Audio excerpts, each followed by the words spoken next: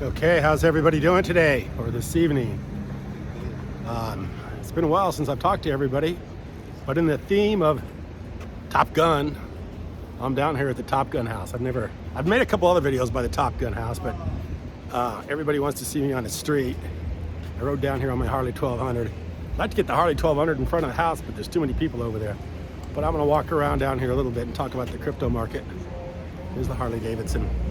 So it's been a while since I talked. In fact, I actually made a couple videos and I didn't put them up because my videos were all saying it's not going to go below 20,000 Bitcoin. And of course, 20,000, they busted through 20,000. I think went all the way down to 17,000. So I'm glad I didn't post any of those videos. So right now, as Bitcoin stands right now, I think we're around 17,000. EOS is doing something I never thought it would do in a million years, which go down below $1. But the market's in kind of a bad time. And of course, we all know why it's in a bad time, because the Federal Reserve comes out and starts talking about, well, actually they did, they raised the rates, tightening the money supply. Basically means tightening means maybe increasing the reserves the banks have to hold as fractional reserves, and furthermore to not create so much money, stimulus, or give money to people for free, or give money to people.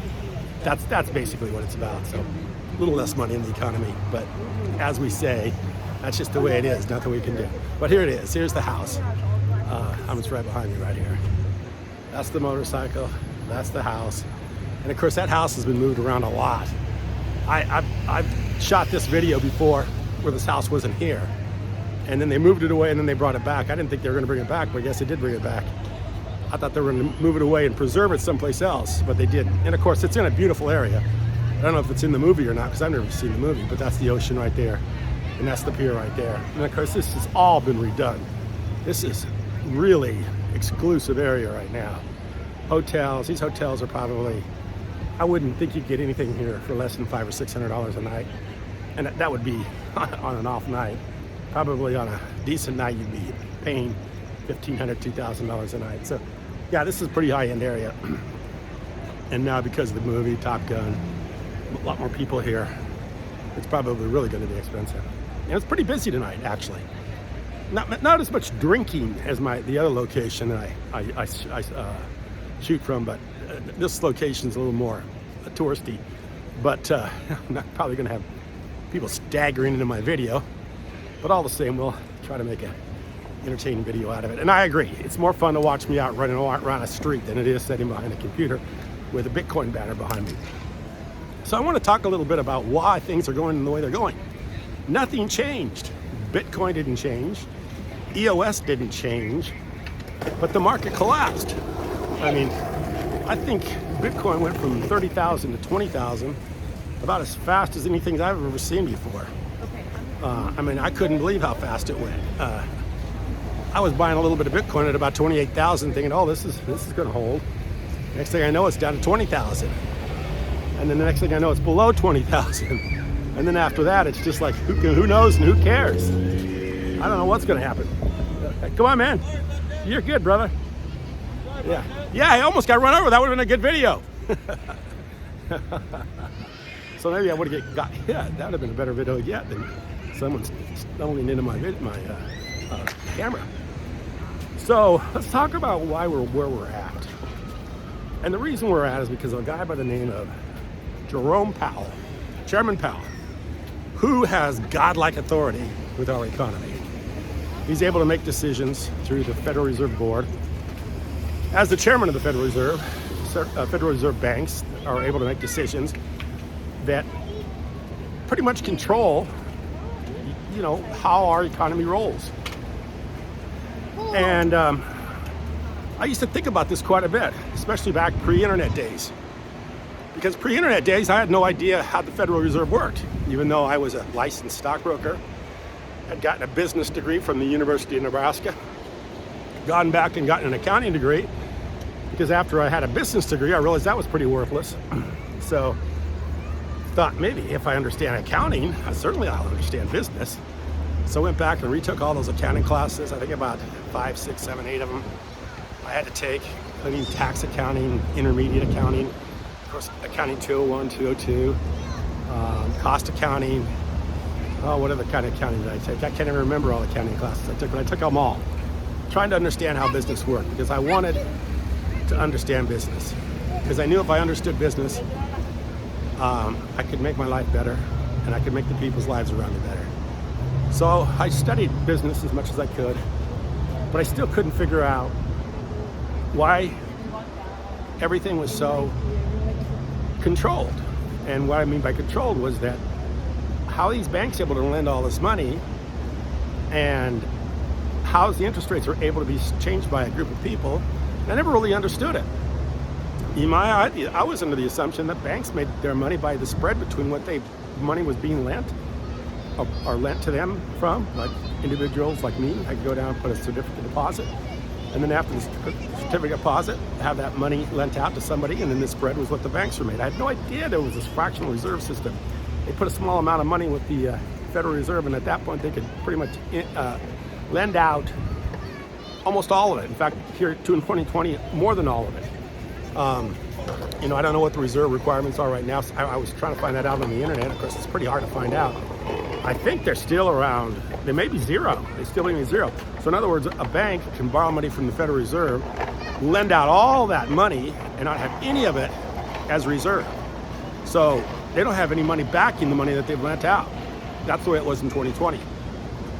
Now with this last rate increase, if they raised a requirement to where they have to have 5 or 10% or 20%, I don't know. For a long time it was 10%, and then it went up to, it was 20. I can't remember because it's been so many years. But as I started to watch the economy, see things happen, not understand why things were happening, I was listening to talk radio. And of course, being on a tractor out in Nebraska, there wasn't a lot to do except listen to talk radio, which is where talk radio kind of started. I think with truck drivers and farmers, because we were the only people that had time to be in a seat all day long, either a car seat or a truck seat or a tractor seat, and listen to radio. And the first talk radio kind of conspiratorial people were in Christian radio. So if you were listening to Christian radio, which I was, they had programs on, and a lot of the programs were about how the system was really kind of corrupt. Politicians at the time, Bill Clinton was president, about his corruption problem, Mena, Arkansas, and all that stuff. And then along come a guy like Rush Limbaugh, and then later on Alex Jones. But in the meantime, I was listening to one of these programs one day, and a guy by the name of G. Edward Griffin had a book called The Creature from Jekyll Island. And it was about the Federal Reserve System. And I ordered the book. Couldn't wait for the book to get in. And when I got the book, I read the book cover to cover, and I think I read it in just a few days because it was so fascinating for me. And at that time, my world changed. I knew right then that the game was rigged. As just an ordinary, everyday person, there was not much you could do. The money was being created by a few people, and then being controlled by a few other people. And we were just subject to this system. But the longer I thought about it, and the longer I kind of looked at how things are working in the stock market and whatnot, I realized that maybe it's the best system there is out there, the Federal Reserve System. And actually, if you're an American, it's a very good system, because the money that's used as reserve currency is the dollar. That is our currency in our that we use as currency in our country. So yeah, as if you're an American, Federal Reserve System, the reserve currency being the dollar, it's not a bad deal. So I kind of grew to accept it, not only accept it, but realize that it was probably the best there was. You had to have some medium of exchange, and you had to have somebody that could be a counterparty. You had to have somebody that could be a third party that would oversee the transactions. You had to have a trusted third party. And if you had full faith and trust in the United States government, and the reserve currency being the US dollar, and the dollar being strong, and the military being strong, that seemed to me like a pretty good system. So for a lot of years, I just said, hey, that's as good as it gets. Why not just live with it and understand that nothing's perfect in this world, and it is what it is. Until about 2016, 17, right in that era, when my son's going to Arizona State University. Actually, been out of Arizona State. This might have been earlier, maybe it been earlier in 2000, around 2014. And he started talking to me about blockchain. Of course, I'd always been interested in initial public offering companies because as a broker, that's where the money was made with the new issue IPO. So if you had new issue stock, you always got a benefit over the people that had yet to trade it. So I was always kind of interested in that. And of course, when I learned about the ICO, initial coin offering, I got kind of interested in that. And I spent about a month or two just doing nothing but researching blockchain. And the more I researched it, and the more I got involved with it, the more interested I became in it, the more I just kind of really bought in, kind of like Michael Saylor. You know, except I was years ahead of Michael Saylor. I just said, wow, this is incredible. First of all, you have the system where no country really made it, controls it. No person, no group, no corporation. The person's unknown, the founder. Now, I don't know if that's by the fact that Satoshi Nakamoto was fearful of being arrested for creating money, you know, because the feds would have arrested him if he would have counterfeited money, or if this is really the way it is. He just got disinterested in the project and didn't want to be known and walked away. Or is this another conspiracy where the money powers are really behind Bitcoin and we think it's, you know, a guy by the name of Satoshi Nakamoto when it's really Alan Greenspan? Who knows? But for whatever reason, I got involved with it. Wow, this is a system that really may work. Not only does it have, you know, the anonymity of not knowing who created it, but the fact that it has a ledger. You get rid of the banks, you get rid of all the transactional fees, all the other stuff. And there was just so many benefits to Bitcoin. It was incredible. And of course, then after so many years of watching Bitcoin and all the other altcoins, you know, we got involved with EOS. Of course, EOS had a good project. They had a project that could build a lot of utility on the blockchain.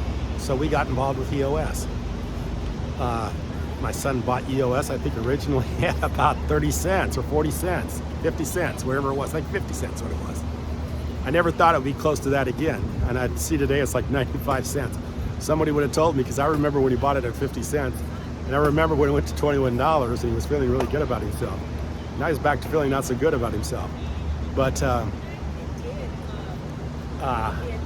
anyway, we got involved with it. And of course, we had no idea Block One was going to be the way they were and what they did. I'll just talk about EOS briefly because I'm going to give in history here. I really believe that a guy like Dan Larimer has a lot more that he owes the community that he's given so far. And I'm not a fan of Dan Larimer, as people know that watch these videos. You know, I think that he pretty much knew all along what was happening and decided not to do anything because he was getting whatever he was getting from Block One. So when he comes back and kind of acts like he was on the outside looking in with Block One, I don't buy that. I think he had a lot of control in Block One. And I think the fact that nothing happened with Block One shows us kind of his true character. So anyway, now that they're out of the way, and we have Yves LaRose, we have Zach Gall, and we have DNF, I think EOS is a great opportunity, especially below $1. And I know Zach pretty well. I mean, I've talked to Zach a few times, met him personally. I've never met Yves, but I've talked to him. Actually, not really talked to him, but talked to him through their blog producers. Actually had Stefan Bison on my program one time, and been on the call quite a few times, interacted with him there. And I think he's a good guy. I think he's an honest man. I think he's a person that's going to get this blockchain going. And I think he got consensus. I think he's worked very hard to get all the block producers to be together. And that took an incredible amount of effort because most of the block producers are speaking another language, Chinese. And if you ever tried to learn Chinese, you notice that's just almost impossible. I speak just a little bit of Spanish, but I tried to learn how to speak Chinese, There's nothing about English and Chinese that is similar. There's a lot about Spanish and English that is similar. So you can learn Spanish fairly easily. You cannot learn Japanese or Chinese. So the fact he's able to speak Chinese and talk to the Chinese block producers and get some consensus there, that was a lot of work. That was a lot of effort. He deserves a lot of credit for that. And he's been able to rescue this project. And then to bring on people like the guy from Scatter, James, I'll think of his name in a second. James, what's your first name? I'll think about it in a second. But anyway, to bring that guy back and to have him part of this whole project again is really incredible. And to have, you know, and I hear him, I was talking to Chase today, they brought in their own team again. You know, they don't have any of the developers from Block 1. We had developers from Block 1 working with us. They were horrible. So, yeah, we got new developers, we got new people, and this blockchain, I think, is going to do very well now. So I'm happy with it. I think it's going to do well. I think people need to believe a little bit more in it and watch it. And nothing happens overnight, so don't listen to me tonight, but just watch it for a while. It'll be better. It'll be much better, especially with Nathan James. That's the always thing I know. So, Nathan James, sorry about that if you listen to this video. I doubt you listen to this video. Not very many people do listen to this video, or are going to listen to this video. The people that do listen to the video usually are people that have been listening to my videos for years, but generally not people that are on the, you know, that are involved with the project at its core or working on it. So I doubt if Nathan listens to these videos, but if he does, I apologize, Nathan James. I think he's a great guy. I talked to him one time early on when we were building our challenge applications, trying to get his help a little bit. And at that time, he was so busy he couldn't help us out, but I wished I would have been able to get him to help us out because I really liked his work, especially with Scatter. So back to where we were with the Bitcoin, the Federal Reserve, where we're going today. So today, Federal Reserve, being a system that they know is illegitimate, but it's the best we have, but it can't go on forever. It's almost like a money tree, you know? They've got this gigantic money tree planted, and it grows branches, and everybody loves the tree. Everybody wants more shade. Everybody wants more fruit or whatever the tree makes. We all want to take as much as we can get out of the tree. And of course, the Fed is like the gardener. They water the tree. They fertilize the tree. They make the tree grow. They make it do everything it's supposed to do. Maybe they even do things they're not supposed to do. Maybe they put in something in the trees that is not organic, inorganic. They make the tree, you know, they do everything. They stimulate the tree. They do everything. Maybe they electrically shock the tree. They do everything to get the tree grow. Because everybody loves the money. Everybody loves the tree. So we want it to grow. So the Fed loves this tree. We all love the tree because it produces so much, and it's so much. You know, it's so unlimited if you just give it all at once. But eventually, the tree gets so overgrown that it gets rotten. Maybe some of the limbs are starting to crack or break or start to get a disease or something like that. And maybe if a branch falls off, it hurts a lot of people. Maybe you know, a lot of people really get hurt when some part of the tree falls. Some of the tree goes this way or that way, or maybe the tree grows in a direction, goes onto a building where people are in a building and it's dangerous. And it's almost like they want this tree to continue to grow, but they got to be careful not to let it grow too much, because if it grows too much, people are going to get hurt. But then, in the same time, they got to kind of keep it under control. And the way they keep it under control is every now and then they do what they did here recently. They bring out an axe, and they take a couple of whacks at the trunk, you know, and they slow it down. So they bring out an axe, they hit the trunk of the tree a couple times, and then they make that tree stop growing as much. And that's what they're doing right now. Nothing has changed about Bitcoin. Nothing has changed about EOS. Bitcoin's gone from about $40,000, $50,000, $60,000 down to $20,000 for no other reason than the fear of the Federal Reserve and the powers that they hold. That's it. And the fact that they've created too much money. So they're going to continue to take a whack at this tree, and they're going to continue to try to bring it down. But they can't hit it too many times, because if they hit it too many times, they're going to kill it. And if the tree dies, and something else is going to take its place. And right now, we don't know what that is. We don't know what it is that's going to take the place of this money tree, the Federal Reserve tree, the tree that we've all lived under for so many years, especially if you're an American. And if you've lived in another country, your country benefits too, because there's accounting systems across the globe that utilize the US dollar in the way they transact. So they all live under this tree too. So they're taking whacks at this tree, and they're going to take more and more and more and more whacks at this tree. And one of these days, they're going to kill the tree. And when they kill the tree, that's when we're going to have a digital dollar or something close to that, probably.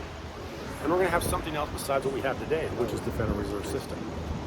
So I don't know when that day's coming, but it's coming. But I do know in the meantime, more and more people know what I know, and more people know what you know, which is that the tree is going to have to come down one of these days. It can't keep going on forever. And they can't keep doing what they're doing right now.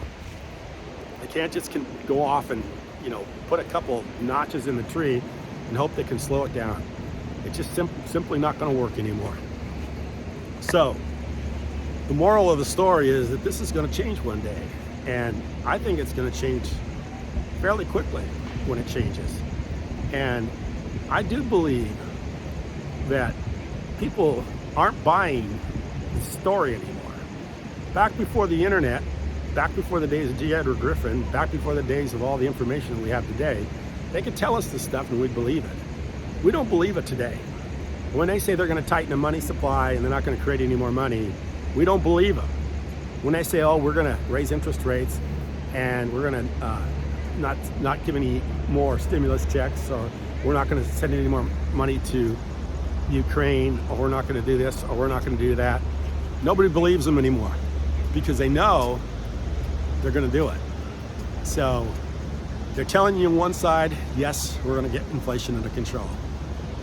But on the other side, we all know that they're never going to get inflation under control. And in fact, if anything, it's going to get much, much, much, much worse.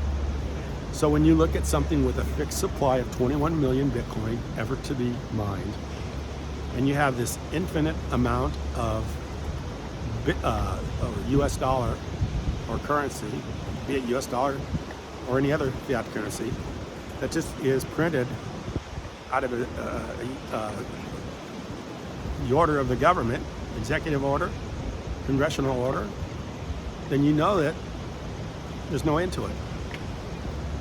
So that's what it is. People are going to temporarily stay on the sidelines, but they're going to jump right back in as soon as the fog clears, as soon as we get some minor report that says inflation is under control.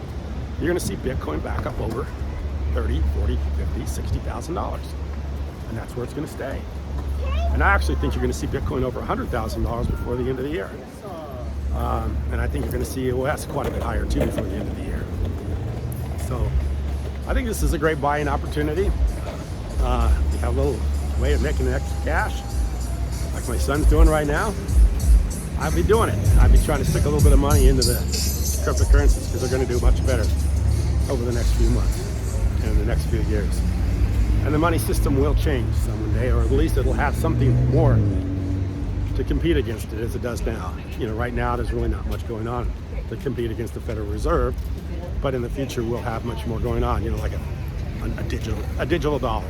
The Feds have talked too much about a digital dollar for there not to be a digital dollar. It's going to be a digital dollar. Of course, I'm sure they like the idea of digital dollars because that's a public ledger. If you have a public ledger, then all the money can be tracked. Not all the money can be tracked, it can be tied to some activity. So whatever you do can be tied to the kind of money or the UBI you get, the universal basic income. So you get a UBI, and if you're a good person, you don't consume too many fossil fuels, you'll get to keep your UBI. If you don't, well then maybe your UBI, just fades away and you don't get it anymore. So there's going to be controls put on the digital currency. And the only way to do that is through a digital currency. You can't do that through the US dollar because obviously anybody can stash a few dollars under their mattress of their bed and nobody knows they got it. So that's what I believe is going to happen. I think things are going to go much higher in the crypto market. Of course, I always say that. But you never know when the Federal Reserve decides to bring their axe out and start hacking at the tree again. You know, so anyway, it's probably gone for, probably 35, 40 minutes. How long has it been going on for? 25 minutes. Actually, I haven't gone this long line. So I'll give you one more shot here of the Top Gun house because there's fewer people by it now. And it's really funny with this house because, gosh, this house was so dilapidated at one time. I mean, it was just you could walk over and push on that house and it would feel like it was going to fall in. And now they got it all spruced up. And of course they got it. Let me get a bigger pan. See the hotel around it? They got a huge hotel around it. It's called the Mission Pacific. And of course there's a whole bunch of stuff down here too. So, and I wonder what I'm going to do. I actually did do this. I put the mini cam in my helmet on my cycle, and I did a kind of a drive around here. I'll do that again one of these days because I know how to do that with my GoPro. So I'll do that. So if you're hanging on to EOS, hang on. We're hanging on. We're not going to sell any of it. You can check my account. See if I sell any, because I can tell you what my account is. Some people know what it is. It's pretty easy to figure out if you watch these videos.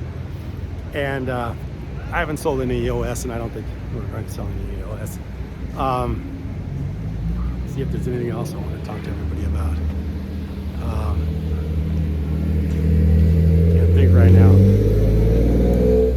Oh, I will try to make more videos because I am starting to get more interested in talking more about overall economy and overall things in general than just talking about crypto or EOS, because I do think I need to broaden my horizons. But the one thing I will tell you that's different than before is the information that we know. Everybody knows everything today, and they all know it almost instantaneously at the speed of light. That's how fast everybody knows everything today. And you're getting exposed to everything, the stuff that's true and not true. But most people are good, they can discern it however they please. But the thing about it is there aren't any more hidden secrets like there were 30 years ago when I was a young man trying to figure this stuff out. There's no more hidden secrets. So don't expect things to be stagnant, or don't expect people not to know what's happening, because they do know what's happening. And that's why you're going to see stuff like the Federal Reserve tightening and the Federal Reserve rhetoric not being believed, because they know otherwise. It's just been going on too long, and they know that eventually they're just going to have to print more money. That's the only thing they can do. They can sable the route. They can get out the like I said, the axe or the saber or whatever you want to call it, the blade and slash interest rates. Take the axe and hack at the tree trunk, the money tree trunk, whatever they can do. But the bottom line is they're going to print more money, and there's going to be higher inflation. We're already at 8% inflation. So in a few years, 10, 12, 15% inflation, what's that going to do to everybody? The other thing too is people are going to try to hold on to assets. So don't believe this idea that the housing market's going to go back down. It may go sideways for a while, but we're not going back to cheap housing again. Everybody knows you need a place to live. They know it's a real asset. They know, it's a hedge for inflation, just like Bitcoin is. Those things that are hedges for inflation will become more valuable. So that's what I would be involved with. If I had my choice of what to buy, I would buy Bitcoin, of course, as a staple. And of course, I buy Ethereum as a utility blockchain stock, EOS, mainly because of the ENF and because of the community they built and the people they have with them. And the other thing I buy sometimes is I buy Tesla. I like Elon Musk. I think he's a funny guy, even though I don't always agree with him. And I think that the overall agenda is to take the the cars off the road that are using gasoline and go electric, and also for people to use electric in their houses. And I think that's going to be the push for the government. Of course, that's his main stream of business is Tesla's cars and solar power, the Tesla power bank. So that's where I put, own some Tesla, own some EOS, own some Bitcoin, and own some Ethereum. I appreciate you watching.